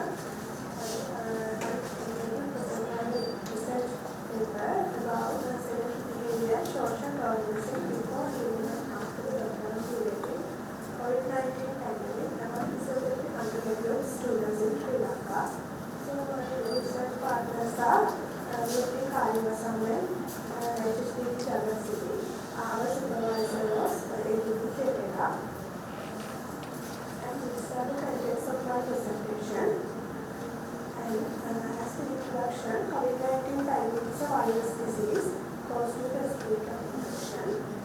It started in China and it spread all over the world. And to control the spread of the virus, government decided to lock down the country. So in that period, all the colleges and universities were closed and all the academic activities done by online. So it will negatively impact on the physical, mental and social well-being of the students. So we decided to study about the impact of the sedentary behavior and social loneliness in COVID-19 lockdown period among the physical activities in Sri Lanka. So we can define as the sedentary behavior as all the activities with low level of physical energy expenditure and social loneliness as the individual experience the individuals as one or there is unpresent and certain relationship in a quantitative or qualitative way. So these are the objectives of our study. General objectives is to study the association of sedentary behavior and social loneliness before, during and after the lockdown period in COVID-19 pandemic among the physical individuals in Sri Lanka. And these are the specific objectives to study the sedentary behavior before, during and after the lockdown period in COVID-19. And to study the social loneliness before, during and after the lockdown period. And analyze the level of sedentary behavior and social loneliness in all three phases with the data and the study here. And this is the methodology class. This is the descriptive of section study. And mainly there are 3 universities in Sri Lanka that conducted the physiotherapy programs. In Kotelawala University, University of Perera and University of Colombo. So we choose all the universities and we focus on all the undergraduate students in those all three universities. So our sample size is 300 and this is Silva and sample level. And our this study was carried out from 27 January to 27 February in 2023. So after the inclusion and discussion criteria, we included all the students in all 3 universities from first year to 4th year. And under the exclusion criteria, we exclude the students who will not grant their consent and present of any mental disorders and present of any chronic clinical problems. So first we get the permission from our internal session, external session, and mental science, and secondly, we also got the permission from the University of Science in University of Perera and Colombo, and we conducted the self-administrated questionnaire through a Google form. We use validated questionnaires as our data collection tool, and as sedentary behavior questionnaire for sedentary behavior, and US University of California, Los Angeles loneliness scale for social loneliness level. And we did our data analysis using the SPSS version 20. Then these are the results of our study. According to the descriptive analysis, we found that in all 3 phases, the academic students showed low level of sedentary hours regardless of the COVID-19 lockdown. But in comparing to the other 2 phases, there was some increase of high level of sedentary hours in during lockdown period. And in the social loneliness also, the majority of the population showed the moderately high level of social loneliness regardless of the lockdown.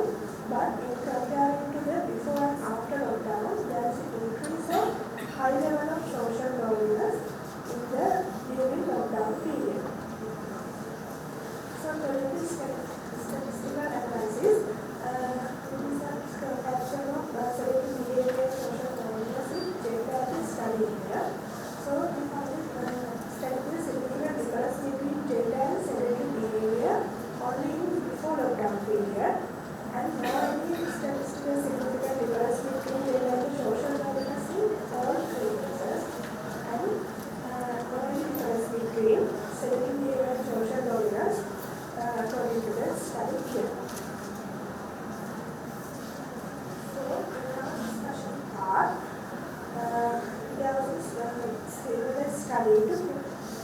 single study have done in sedentary behavior in significantly differ between male and female.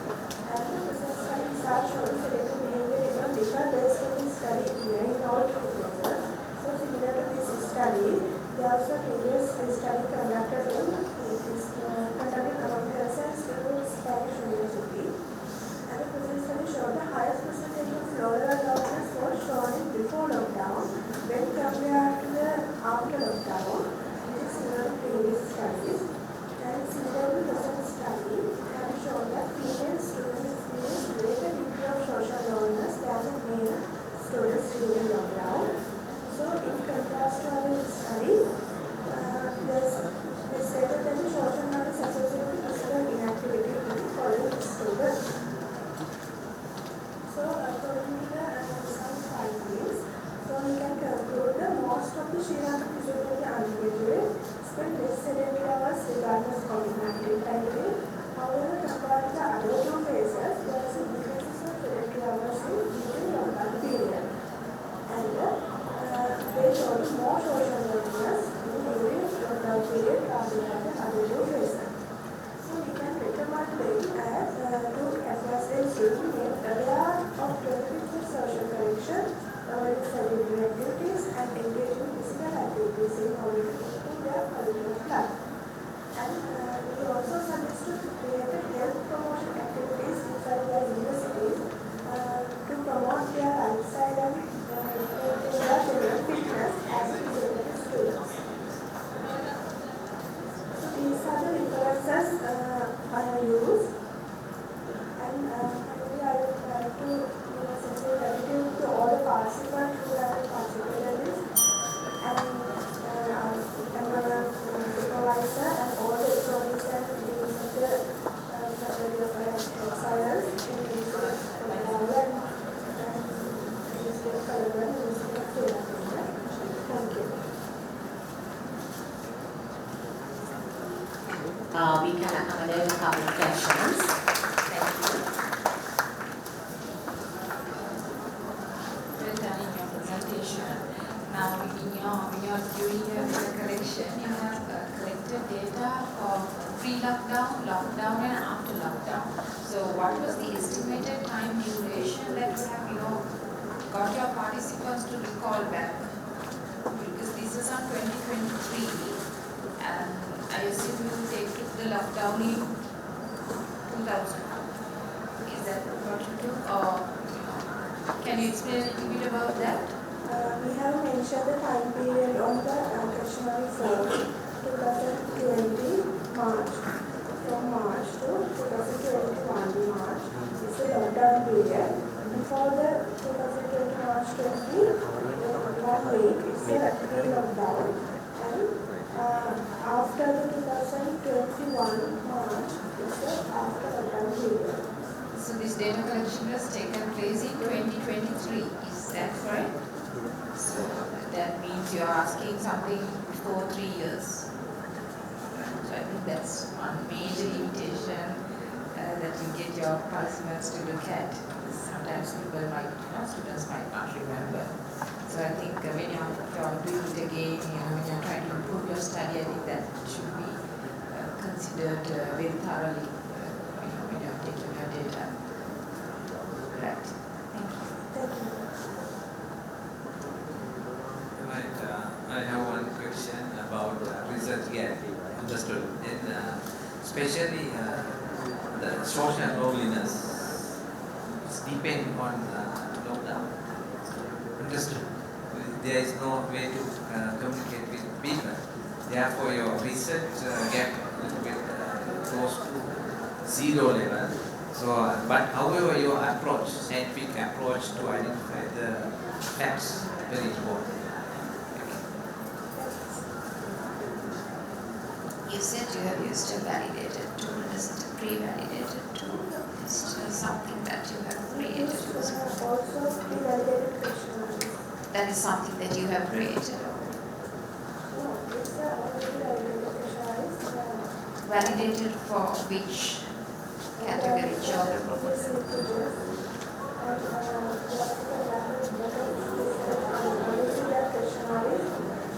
validated for Asian population in Australia.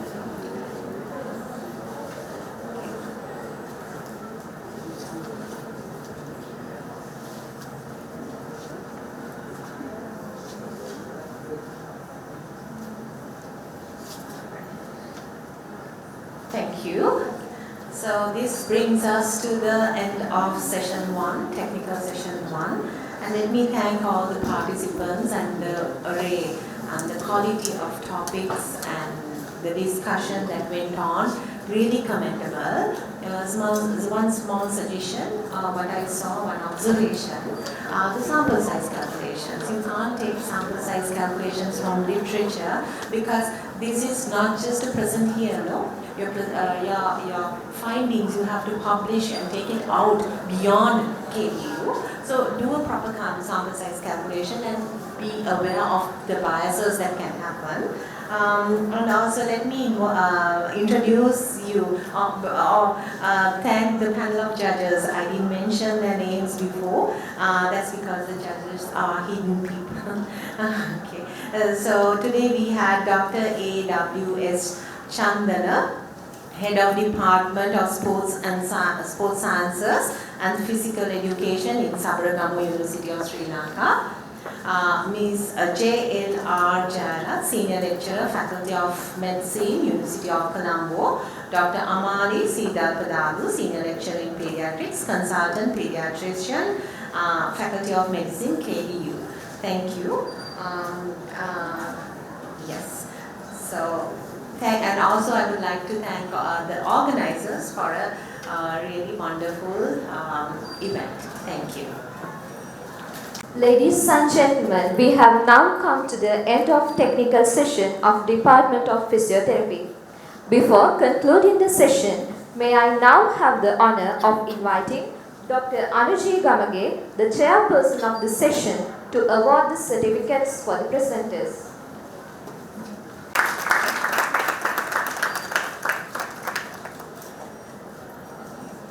Ms. M.F. Noordeen,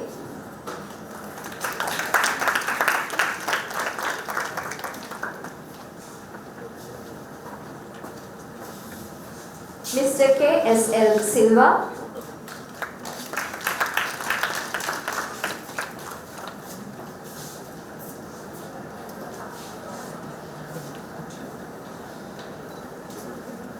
Ms. S.A. Jayasekara,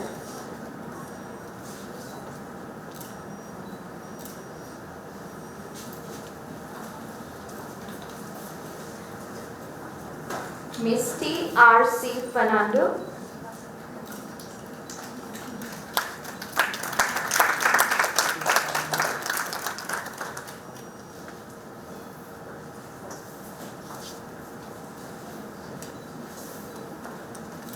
Ms. W.A.N.R. Sandipani,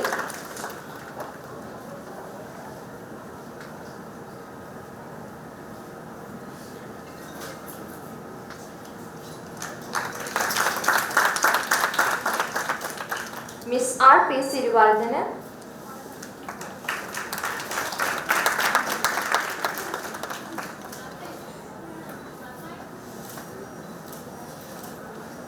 Ms. S.A. Jayasekara,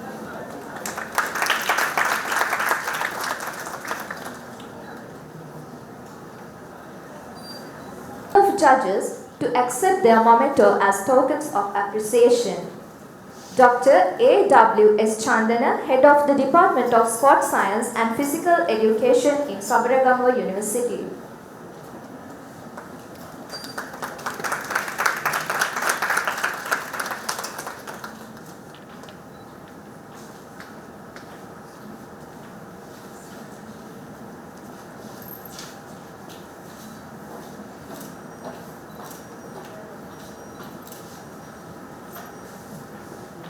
Ms. J.L.R. Jayaweera, Senior Lecturer, Faculty of Medicine, University of Colombo.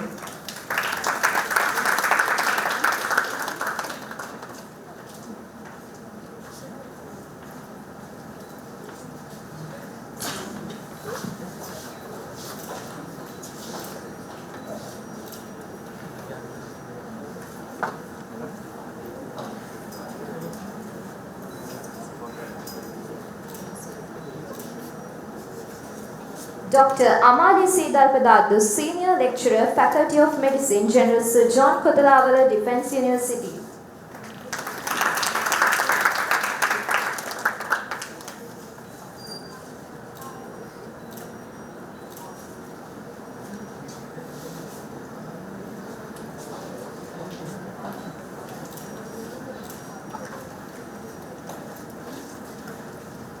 Thank you, madam. Could you please remain on stage again? May I now have the honor of inviting Dr. Silva, the Chairperson of the KDU International Research Conference 2023, accompanied by Dr. Praveena, Head of the Department of Physiotherapy, Faculty of Allied Health Sciences, to award the Chairperson's tokens of appreciation.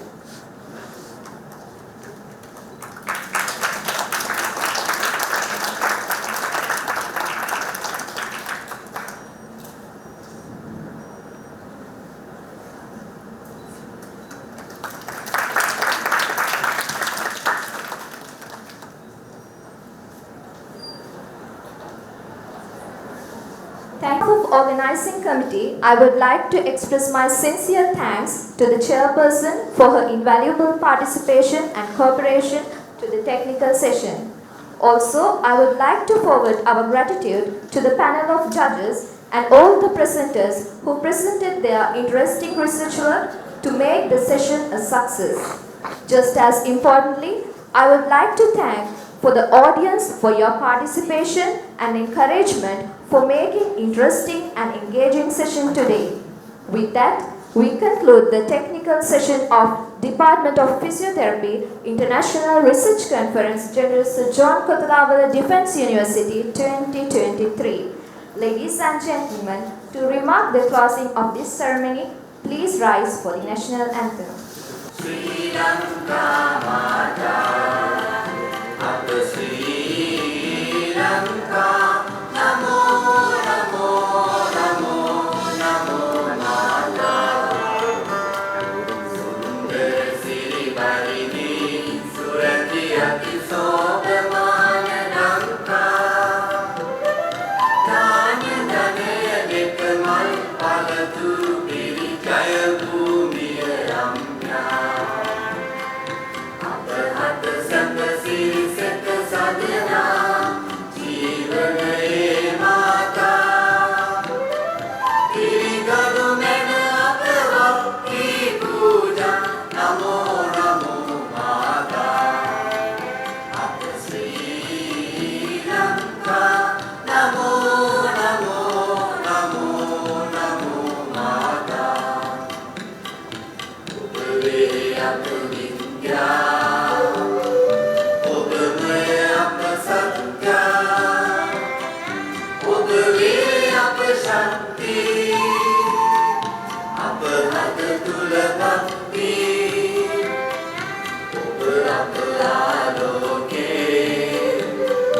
Apage Anuprane, Apa Jeevanave, Apa Muktiya Upave.